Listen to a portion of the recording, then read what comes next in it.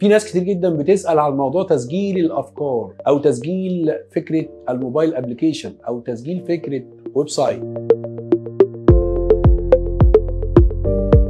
طبعا القانون الخاص بالملكية الفكرية حدد نطاق أو حدد نوعيات معينة للملكية الفكرية المراد تسجيلها، لأن الأفكار اللي غير قابلة للتطبيق الصناعي لا تسجل. الأفكار اللي مش عبارة عن أفكار زي الأفكار الأدبية والسيناريو الحوار والألحان والأعمال الأدبية، كل اللي لا يقع تحت هذه البنود ملوش حماية قانونية. فالحماية القانونية الواردة بقانون الملكية الفكرية بتكون فقط عبارة عن الحماية الخاصة بالأفكار الأدبية، الكتب، الأشعار، الألحان، السيناريو والحوار، كل الكلام ده بليه حقوق ملكية فكرية. فيما عدا ذلك مفيش حمايه على الافكار. محدش يقدر يقول لي او محدش ينفع يجي يقول لي انا عندي فكره موبايل ابلكيشن عايز احميها. طب الابلكيشن نفسه ما بيتسجلش، الابلكيشن نفسه بيتسجل بس بيتسجل كشكل. في الاخر عايز اقول ايه؟ عايز اقول ان الافكار ما بتتسجلش. مفيش حاجه اسمها افكار يقول لك اصل حقوق الملكيه الفكريه، اصل الافكار بتتسجل في الشهر العقاري،